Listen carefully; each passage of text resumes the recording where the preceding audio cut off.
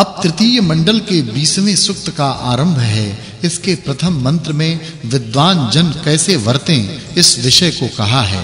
भावार्थ, इस मंत्र में वाचक् लुप्तोपमा अलंकार है। जैसे वायु संपूर्ण प्रकाशकारी सूर्य आदि पदार्थों के धारण द्वारा सब जीवों का उपकार करता, वैसे विद्वान पुरुष संपूर्ण जनों के साथ वैर छोड़ना रूप अहिंसा धर्म के प्रचार के लिए एक सम्मति से सब संसार का उपकार करें। भावार्थ, हे मनुष्यों, आप लोग ब्रह्मचर्य, अध्ययन और विचार से 3 कर्म करके 3 जन्म स्थान और नामों में कृतकृत्य अर्थात जन्म सफल करो। पढ़ाने तथा उपदेश से सबकी रक्षा करो और आप स्वयं प्रमाद रहित होकर अन्य लोगों को वैसा ही करो। भावार्थ, हे मनुष्यों, आप लोग संपूर्ण संसार के ईश्वर से व्याप्य अर्थात पूरित जानो और छली पुरुषों के छल को नाश तथा परमेश्वर के अर्थ सहित संपूर्ण नाम जान के अर्थ के अनुकूल भाव से अपने आचरणों को शुद्ध करो। फिर अग्नि के दृष्टांत से विद्वान का कर्तव्य कहते हैं। भावार्थ, इस मंत्र में उपमा अलंकार है। जैसे अग्नि सूर्य आदि रूप धारण करके पृथ्वी आदि पदार्थों को नियम पूर्वक अपने स्थान में स्थित रखता और जैसे जगदीश्वर सर्वदा संपूर्ण जगत की व्यवस्था करता है, वैसे ही उपासित हुआ ईश्वर तथा सेवित हुआ विद्वान पुरुष संपूर्ण पापाचरणों से पृथक करके दुख रूप समुद्र के पार पहुंचाता है। फिर विद्वान मनुष्य के कर्तव्य को कहते हैं। भावार्थ, इस मंत्र में वाचक् लुप्तोपमा अलंकार है। सब मनुष्यों को चाहिए कि जैसे विद्वान लोग इस सृष्टि के उपकारक पदार्थों से संपूर्ण कार्यों को सिद्ध करते हैं, वैसे ही उन पदार्थों के गुणों को जानकर संपूर्ण अभीष्ट कार्यों को सिद्ध करें और सर्व जनों से ईश्वर उपासना करने योग्य है। इस सूक्त में अग्नि आदि और विद्वान के गुणों का वर्णन होने से इस सूक्त के अर्थ की पूर्व सूक्तार्थ के साथ संगति जाननी चाहिए। यह 20वां सूक्त और 20वां वर्ग पूरा हुआ। अब 5 ऋचा वाले 21वें सूक्त का प्रारंभ है।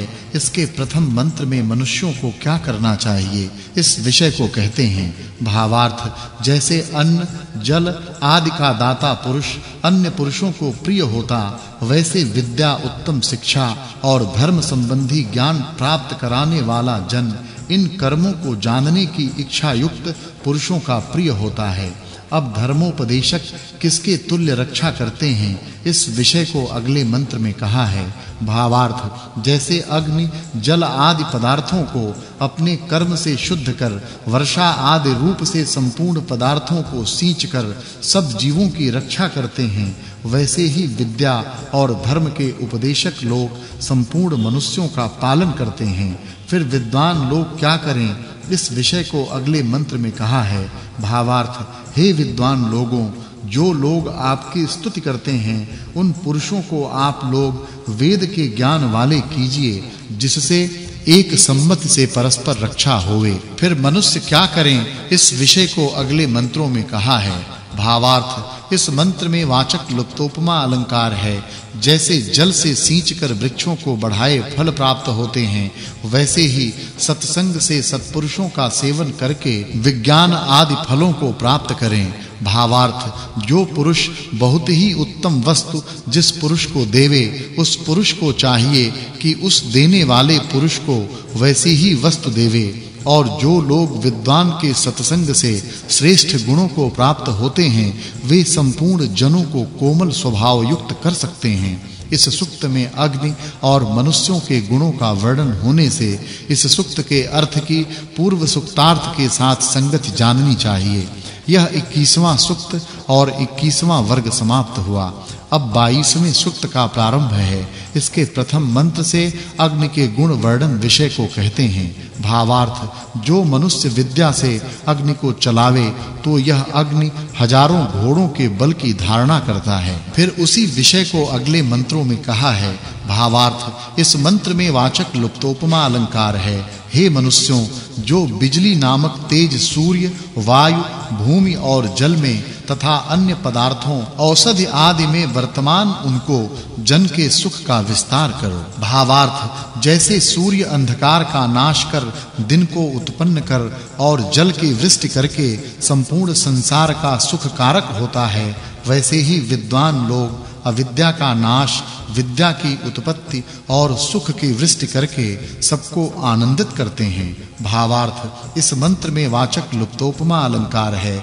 जैसे अग्नि आदि पदार्थ परस्पर मिलकर अनेक कार्यों को सिद्ध करते हैं, वैसे ही मित्र भाव से वर्तमान रोग से रहित हुए विद्वान लोग धन धान्य ऐश्वर्य और विद्या को प्राप्त होवें। भावार्थ, विद्वान पुरुष विद्या ग्रहण करने की इच्छा करने वाले पुरुष के लिए विद्या को सिद्ध करें तथा सबसे गुणों का ग्रहण करें। इस सुक्त में अग्नि के गुणों का वर्णन होने से इस सुक्त के अर्थ की पूर्व सुक्तार्थ के साथ संगति जाननी चाहिए। यह 22वां सुक्त और 22वां वर्ग पूरा हुआ। अब 5 ऋचा वाले 23वें सुक्त का प्रारंभ है। उसके प्रथम मंत्र से अग्नि के द्वारा शिल्प विद्या का उपदेश किया है। भावार्थ, हे मनुष्यों, कला यंत्र आदिकों से युक्त वाहनों में अत्यंत मथित होकर चलाया गया अग्नि सकल जनों के लिए वाहनों को वेग पूर्वक चलाता है, यह जानना चाहिए। फिर उसी विषय को अगले मंत्रों में कहा है। भावार्थ, हे मनुष्यों, जैसे शिल्प विद्या के पढ़ने पढ़ाने वाले लोग पदार्थों के क्रय विक्रय से धनवान होते हैं, वैसे ही आप लोग भी होइए। भावार्थ, इस मंत्र में वाचक् लुप्तोपमा अलंकार है। हे मनुष्यों, जैसे हाथों की अंगुलियों से बहुत कार्य सिद्ध होते हैं, वैसे ही अग्नि आदिकों से बहुत कार्यों को आप लोग सिद्ध करो। फिर मनुष्य क्या करें, इस विषय को अगले मंत्रों में कहा है। भावार्थ, इस मंत्र में वाचक् लुप्तोपमा अलंकार है। मनुष्यों को चाहिए कि परस्पर मित्र भाव से वर्तमान करके विद्या, धर्म, सज्जनता और सुखों को बढ़ावें। भावार्थ, मनुष्यों को चाहिए कि परस्पर जनों के प्रति शुभ गुणों को ग्रहण और दान का उपदेश दे और अपने संतानों को विद्या, सुशिक्षा और विज्ञानों को निरंतर बढ़ावें। इस सुक्त में अग्नि और विद्वान मनुष्यों के गुणों का वर्णन होने से इस सुक्त के अर्थ की पूर्व सुक्तार्थ के साथ संगति जाननी चाहिए। यह 23वां सुक्त और 23वां वर्ग समाप्त हुआ। अब 5 ऋचा वाले 24वें सुक्त का प्रारंभ है। उसके प्रथम मंत्र से राजधर्म विषय का उपदेश करते हैं। भावार्थ, राजपुरुषों को चाहिए कि अपनी प्रजा और सेनाओं को बलयुक्त कर और दुष्ट शत्रुओं को राज्य से पृथक करके प्रजा की वृद्धि के लिए धन और विद्या की निरंतर उन्नति करें। अब विद्वानों को कैसे दूसरों की उन्नति करनी चाहिए, इस विषय को अगले मंत्र में कहा है। भावार्थ, विद्वानों को चाहिए कि जिससे अपनी वृद्धि हो उसी से अन्य जनों की उन्नति करें। फिर राजधर्म विषय को अगले मंत्रों में कहा है। भावार्थ, जो राजपुरुष यश बलयुक्त राजधर्म में कुशल न्यायाधीश हों, वे अखंडित राज्य की पालना कर सकें। भावार्थ, जो राजपुरुष इस संसार में उत्तम कार्यों के कर्ता हों, उनका सब लोग